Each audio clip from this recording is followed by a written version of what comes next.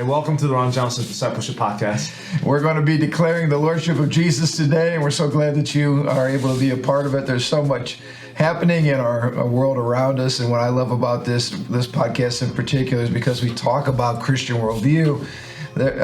We're always up to date. We're always relevant. We always have so much information and so much food for thought because that's exactly what we're talking about. And I love it because the longer I'm alive, Pastor Andrew, the more I see that there is no neutral ground on planet Earth. Jesus claims it all, and he's either Lord or else you're worshiping some false, ridiculous ideology that eventually, as we talk about in worldview training, like your worldview needs to be coherent. It needs to stick together. It needs the ideas need to be logically consistent. It needs to hold together. And what I love about just watching a world going crazy, not that I like it going crazy, but you see that everything is like blows apart eventually. If it's not centered on truth, it's not centered on Jesus, then you see the irrationality, the stupidity, the blindness, the immorality. All that we're watching a dumpster fire of humanity happening right now all across American culture, because the farther we get away from Jesus, the more everything just burns up. Well, I think the scariest thing is in the middle of this dumpster fire, you got people trapped in it, and people don't even care, or people don't even know. You know, they're cheering the dumpster fire on thinking it's a spectacle. No, dumpster fires don't end well. And while on the one hand, I guess I am entertained at the fact that falsehood and lies, end up being exposed. The sad thing is ideas have consequences, and people are, unfortunately pay the price for these consequences.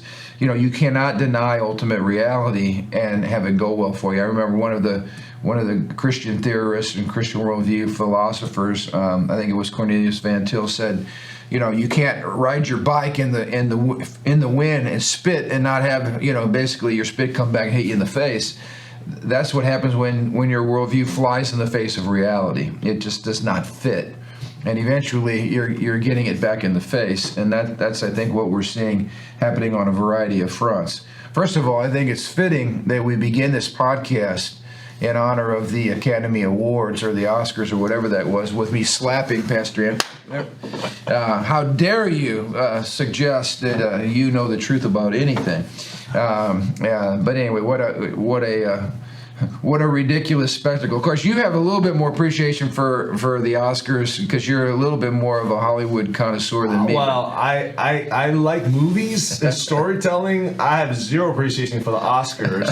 I don't think I've ever watched an Oscar in my life. I think the last time I watched an Oscar was literally like 30 years ago. Well, maybe not 30, like 25 years ago. Even 25 years ago, it was so condescending. It was so like higher ivory tower elitism. That 20 years ago, I'm like, I'm not watching any of this. There's a bunch of people patting themselves on the back, telling themselves how great they are in their echo chamber. 20 years ago.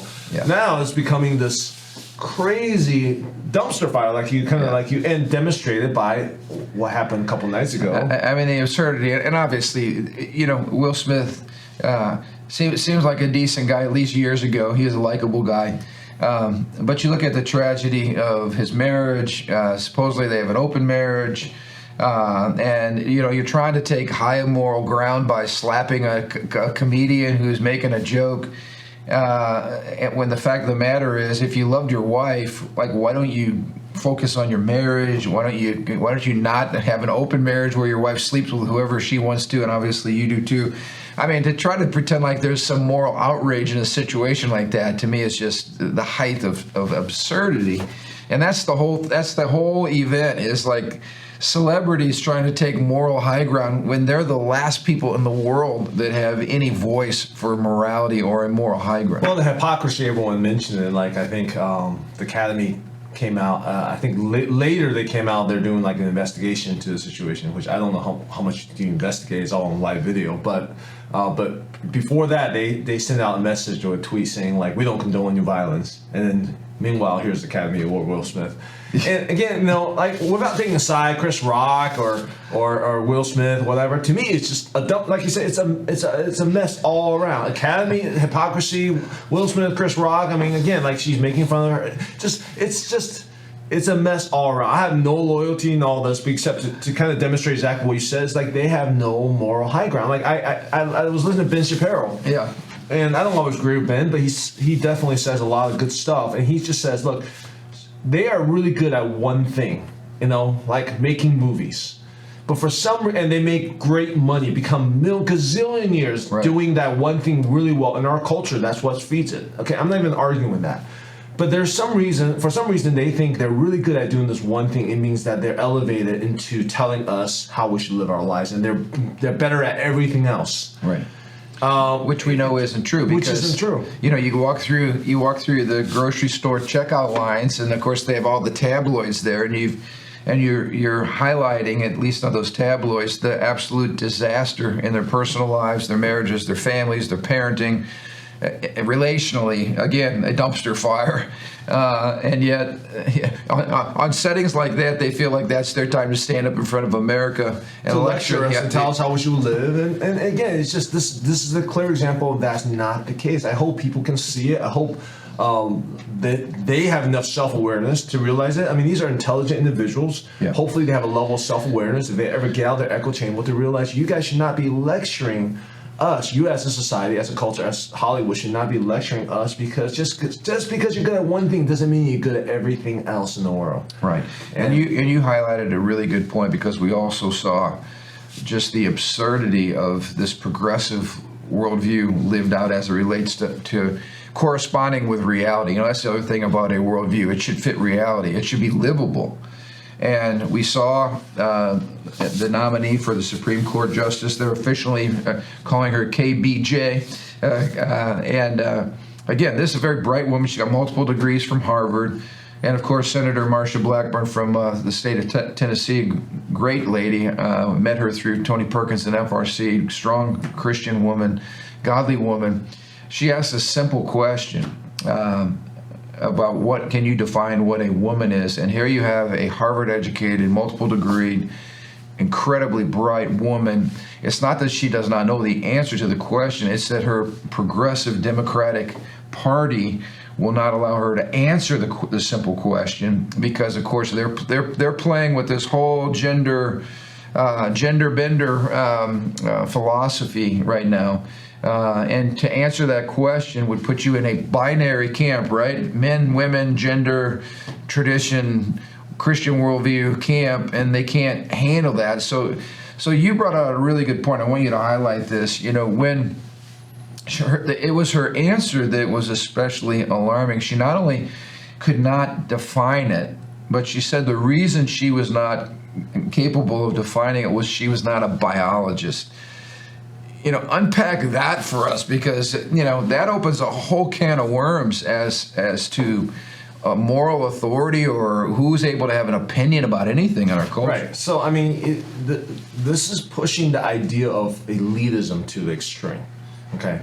I was watching a YouTube clip of a mom or a lady arguing with activists at some swim camp where I think Leah Thomas was competing, and she was arguing the case that he should not be competing with women, and the activist was like, "Are you a biologist?" And she said, "I don't need to be a vet to know what a dog is." Right, exactly. I remember hearing that. I was like, "Wow, that's really profound." If you really think about it, The whole point is, people say stuff like that all the time. Like, "Are you a biologist? Are you a psychologist? Are you a teacher? Do you have these certifications that these ivory tower institution hands out?" They control the ivory tower institution, and they control who gets the degree. And meanwhile, if you get the degree, then you have the certification to be able to say certain things. Now, to a certain level, that's correct. Like there are experts in certain things. In a certain area that's like super high elite. That most commonly people who have not read the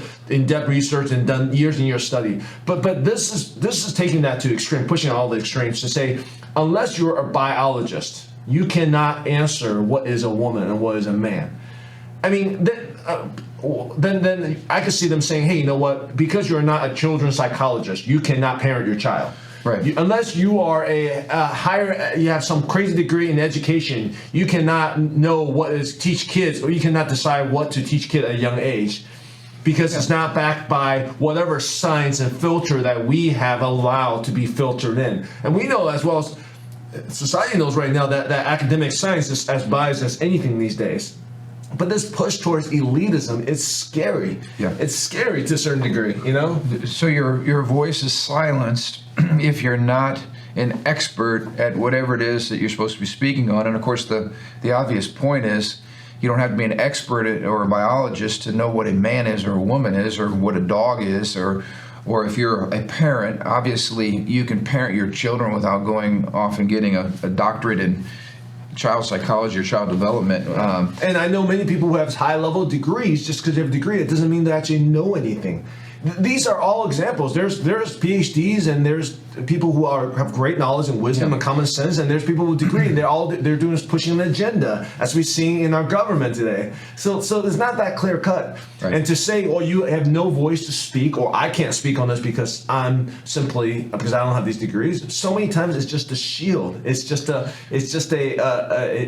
excuse to not dive into some basic answers. Well, and we've seen this happen for years with the abortion argument, where a woman will say, hey, you don't have an ovary, you don't have a uterus, so you're not, your opinion on the issue of life or whether this is morally wrong is all of a sudden canceled because you're not a woman. Well, again, you don't have to be a woman to speak out morally on the whole issue of abortion and on the sanctity of life. Even the issue of when does life begin?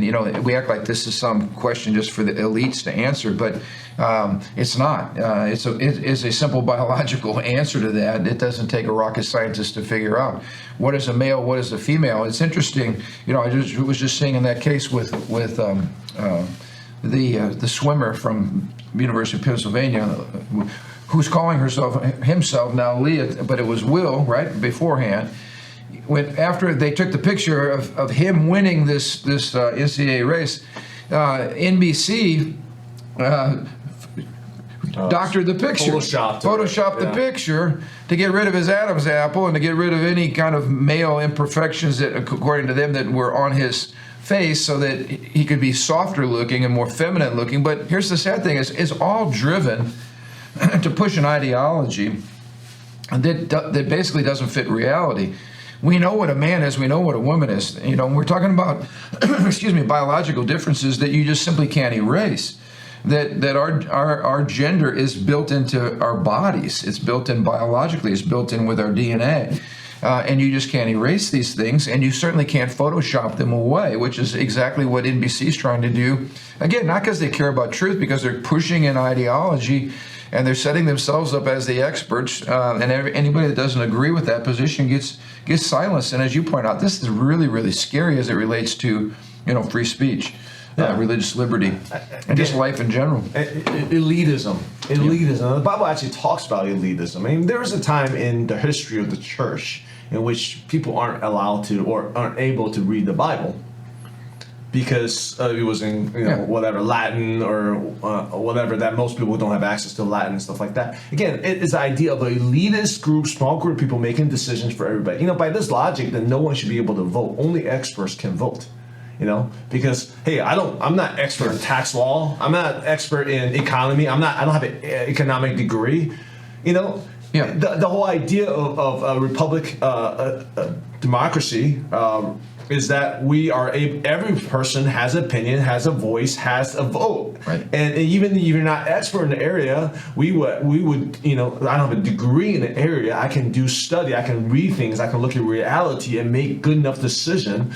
Or else we're back to oligarchy and kings and whatever. Well, and we saw this especially apparent during the whole COVID thing, because all of our policy went back to basically Dr. Fauci in a white robe, telling everybody that he was the expert, and CDC is the expert. And so now we have basically one unelected expert making policy for the United States of America, 330 million plus people. And I just saw where Senator Rand Paul was trying to pass legislation, and I think it's great legislation, that basically says We are a government by the people, for the people, and every citizen has a right to their own liberties and freedoms, and nobody from the CDC and the expert white lab coat is going to be able to make policy and tell you when you can open your business, you can't open your business, that our kids have to be masked all day long in school. I mean, we went through all kinds of tyrannical things for the last 2 years, and we're still dealing with some of this stupidity. I mean, I just saw this. I'm watching the NCAA tournament, and I'm watching these guys guarding each other and playing basketball as they should be. I'm looking in the stands, and very few people are wearing a mask. But the NCAA had a rule that the cheerleaders, of all people, they need to have a mask on. So you got everybody that's basically free except the cheerleaders. And I'm like, this is just so incredibly stupid. Or you try to fly. You go anywhere in Indiana right now, no one's wearing a mask.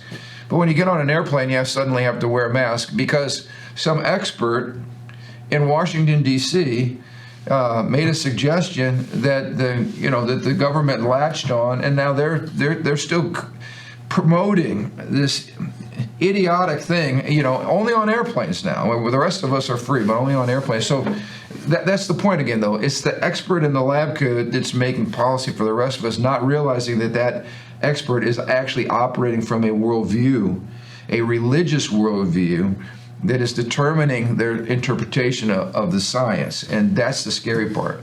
Once again, this is something we've been advocating for a long time. The Constitution, federalism, separation of church and state. I mean, not church, separation of the federal and the state government. Yep.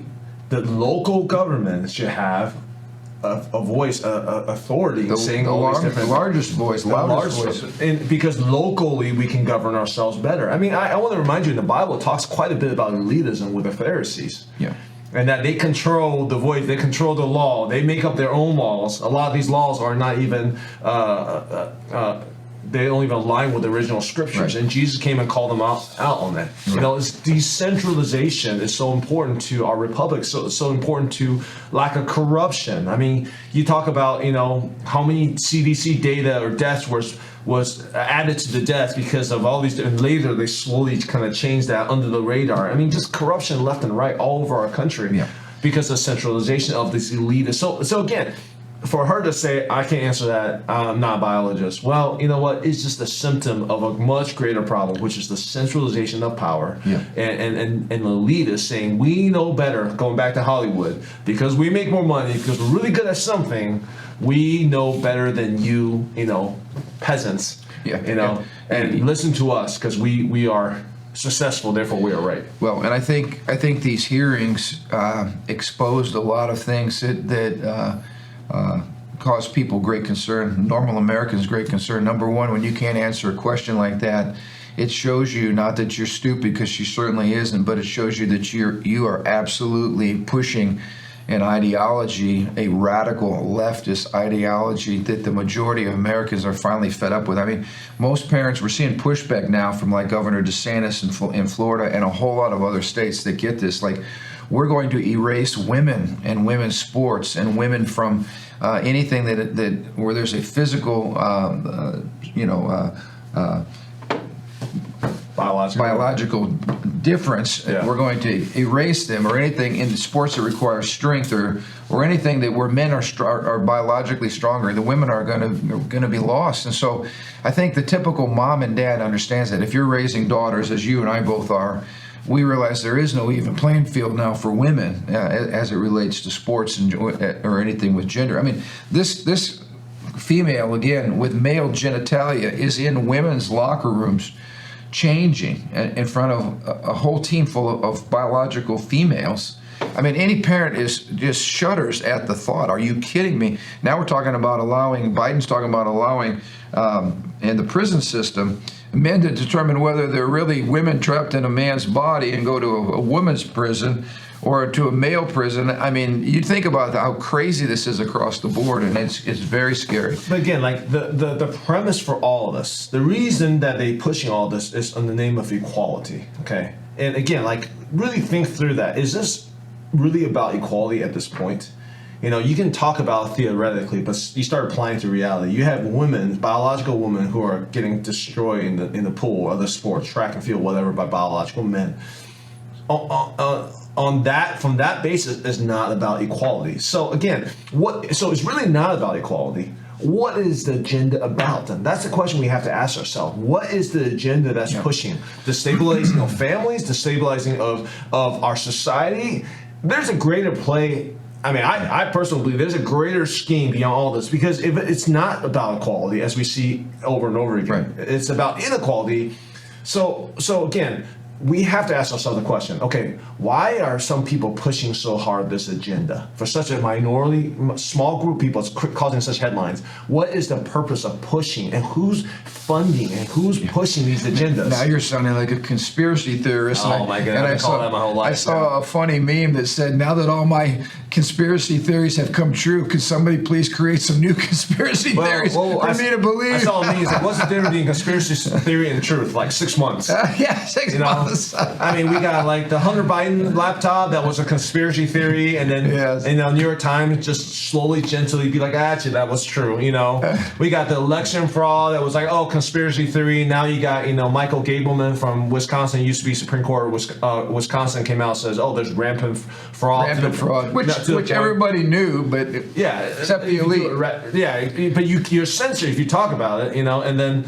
You got Speaker Robin Voss of the Speaker for Wisconsin, who's really a rhino. If there's anybody who's all against, this is not real, this is not real. Finally admitting there's this rampant fraud among other states. And how about this? Just to summarize it all, when Trump talked about draining the swamp, it resonated with the average American but I don't think we realize just how deep the corruption is, even with our trusted institutions. So, we talk about the FBI, the CIA. Oh, gosh. I mean, the organizations that you thought, the Justice Department, they were actually good guys and gals on our side promoting, protecting America. And you realize the swamp is deep and wide. We can even talk about Project Veritas and how the FBI was wiretapped or was accessing to their information and the secret behind. I mean, this is like super scary, like KGB stuff. Yeah. That United States, our tax dollars are funding. Because of the idea, where does it come from? My opinion is this idea of elitism. We're doing this because we know what's better for you. Yep. Accountability doesn't really mean anything for us because we know better. Rules don't really apply to us because we know better. And the only accountability in the system to deal with this elite mentality is to basically throw those folks out of office. But if there's no election integrity, obviously you can't even. That's the checks and balances, So anyway, working on that. But back to the confirmation hearings. The other disaster in that confirmation hearing was the way that her record on child pornography cases was her leniency was exposed for the felons. In the cases. And here's the part that I think is not going to bode well for the Democrats in these midterms is. The message that comes out of that is Democrats are soft on law enforcement, the police, the attack on the police. And so now we've got these people at the highest level that are sympathetic towards folks that are downloading and distributing child pornography. I mean, this is the lowest of the low. And what parent is wanting somebody at the highest court of the land who's going to be soft on law and justice. And anyway, so I think these are all like these major fault lines in our culture today that are separating people, and rightfully so, into two parts of America, And anyway, I guess the midterms will reveal what's happening. Well, it will reveal if there's election integrity, if we'll clean up the voter rolls. And I mean, that's something I've been on and been studying and more. And now that more and more evidence come out, I guess I'm less of a conspiracy theorist at this point. But I just think most people. And the larger issue, when you get rid of God, from a Christian standpoint, obviously our allegiance is to the Lord, and at the end of the day, you want justice more than you want your own party to win. Like I want the bad guys thrown out, and I want to support the good. I want integrity. I want justice for all, true equality, biblical equality, even playing field, not equity, equal outcomes, but even playing field. And when you throw the Lord out, something's going to fill that void. And for leftists, it's always big government. It's power. It's power. Yeah, it's power. Yeah. It's us being in charge. Even if our people are exposed as liars, thieves, crooks, it doesn't matter. It's just that we remain in power. And that's a scary place to be, too, because now we're playing by different ideals. And yeah, you're a barbarian. This is what we call a barbarian. Yeah. Who wins in who's the king for the barbarian? Is the guy with the biggest club. Yeah, biggest club. And that's really where we have become as a society. When you throw out God and when you throw out real equity, like you said, real justice, real truth, when you're just covering up for whatever guy's in your party, he's my buddy, so I'm going to cover. Like the whole Hunter Biden thing. I mean, unbelievable, obvious corruption. And yet that was all suppressed by a media that had an agenda to make sure that their candidate won the election. Well, the spy on the Trump campaign that recently came out to be like the Durham report and stuff like that. Again, like it's just we live in the twilight zone. That's what I feel like sometimes. Well, and it destroys our institution because people lose confidence in the whole system. Yeah. Once you lose confidence in the system, it's really not the system that's broken; it's the people in the system that's broken. And that's this is broken because there's no true accountability for these infractions that everyone knows. You get away with all this stuff without any consequences. Well, why not? Why not? See, all these people who are like, well, the election fraud, it happened, but you know what? We can't. There's no mechanism for decertification and stuff like that. It's like, okay, where is the consequences? That's my question. What's preventing people from doing this ever again? I mean, I'm just this basic, not Team Trump or Team whoever, just basic questions, okay? What are the basic consequences, for when you defraud the American people? What happens to you? If there's no consequence, guess what's going to happen? It's going to happen again and again. That's how human nature works, right? And I think that's where a lot of us are, and I won't mention any names here, but there are some major political leaders, in my opinion, who should be in jail for the rest of their lives for what they've done. Crimes against the state, deleting emails, basically, again, spying on other and this is far worse than Watergate crimes.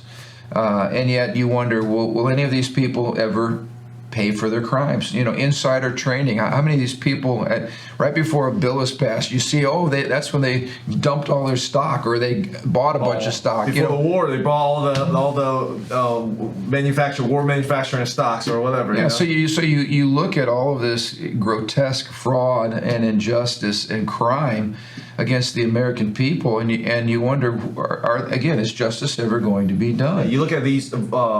All this record for election that they're supposed to keep, and these election boards just blatantly go and delete them. It's like, we deleted against the law. Who's prosecuting?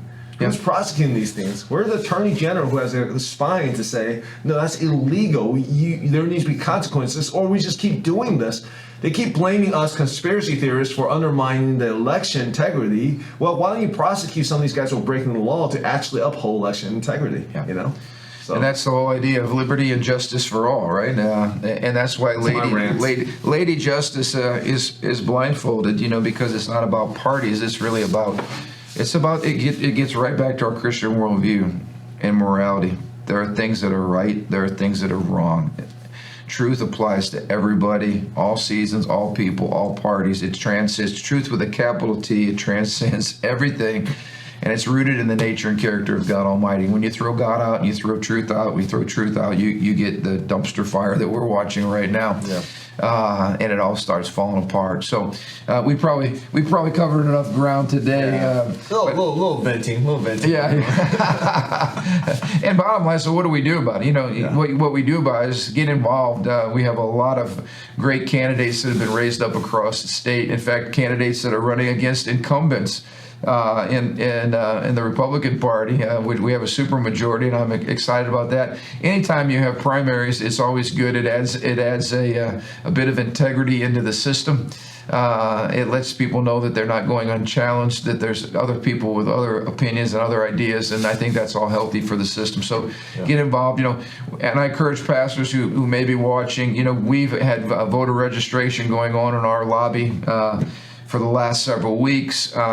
We are bringing in good candidates from our area that need to be exposed to our people, and for the purpose of just simply dialogue, asking questions, getting to know the candidate. In fact, we have Jennifer Ruth Green, who's running for District 1 Congressional District. She will be with us for all 3 services on Sunday in our lobby area, just to meet and greet people, let you ask her questions.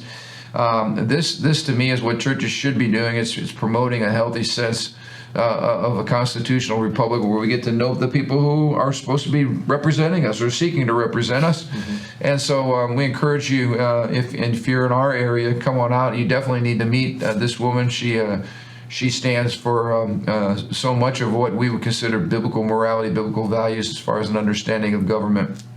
What else we got? Market share? Yeah, to me, one of the most powerful ways that we should be getting involved is to usher the kingdom of God to earth, like we're commanded by the Lord's Prayer. Yeah. And because right now what we see is really a battle of different kingdoms. Yeah. There's an invasion of different kingdoms, demonic kingdoms, okay, on the earth. They cause destruction. They have their own rules. They have their own values. They can say one thing and act a completely different way. Yeah.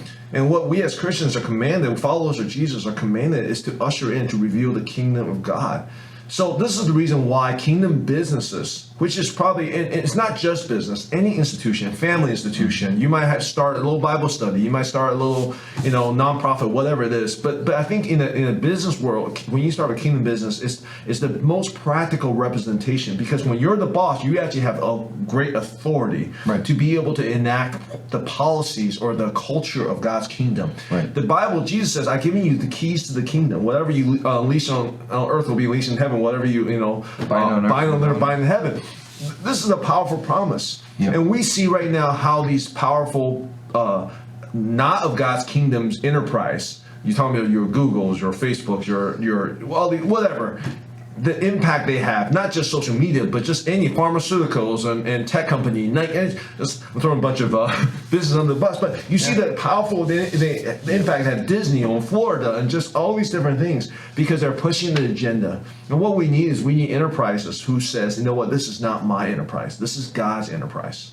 How can we reveal God's kingdom? That really, to me, is the way to really push back against this. It's not, we got to vote, we got to speak on it, we got to talk about these different things, but we got to create our own system, our own process, our own network, our own in relationship, our own product, kingdom network, kingdom relationships to counter what the other side's doing. So that's this Saturday. Our market share, we talk about that. We talk about worship is in everything we do. It's not just church on Sunday. Worship needs to be on 9 to 5. It needs to be at home. It needs to be in the ballpark. It needs to be when we're driving to work. This coming Saturday, 8 o'clock, we have breakfast. Free breakfast. Come on out. It's a good way to start any meeting. Absolutely, breakfast. If you are interested to come, please come to elstones.org and register on our link on our website, because we need to know how much food to provide. But we're talking about kingdom calling. We're talking about what does it look like to operate in the marketplace where Jesus Christ is Lord of your life, and then you're bringing those principles into the way you do business or the way you serve or the way you lead in the marketplace. The call is not just for people in the church or pastors or missionaries. The call is for every single one of us. I think that's our biggest, we look at all these cultural issues today. I think the biggest reason why is because we have reserved the call of God, the worship of God, only to the clergy. No, every single person who has been touched by the Holy Spirit, who has a calling to follow Jesus, has a call in wherever they are right now. Yeah. So that's the message. Well said, and that's exciting. So market share, and also our public square ministry, which is to bring righteousness, on display in the public arena as it relates to government. We're having a gathering on April the 18th, which is a Monday night. More information will be coming out on that, but that's going to be a candidate forum where we're going to be able to introduce our community to some of the folks who are running for office. So that's another opportunity to get to know those who seek to represent us. Bring the kingdom to the governmental, to the governmental leaders. So can you imagine that? Yeah. No compartmentalization between the kingdom and what you do as a public official. Absolutely. Can you imagine a world like that? Well, that is the world in which we live. There is no neutral ground, so we might as well figure that out. People say all the time, like, that's my private faith, and this is no, the kingdom is everywhere. There is no private faith. It's time to go public. Everybody else says it's time for the church to go public. So we're glad that you tuned in today. I hope you'll help us get the word out, and we'll be talking about these issues. In fact, I'm going to be doing a series probably this summer really focusing on how we got into the situation where we don't even know how to just define a man or a woman. How in the world did we get here? And we're going to talk about the flow of ideas over time, and of course tie that all into Scripture to help us understand a little bit of a roadmap on how we got in the mess that we're in and how to get out of the mess that we're in. We're also in a series right now on shame. We hope it'll be helpful to you. We've been getting so much good feedback on that. And so tune in at elstones.org and go to our media link there, and you can get caught up on some of the series that we've been doing on this powerful topic of shame. So until we meet again, we'll see you next Thursday. Have an incredible week.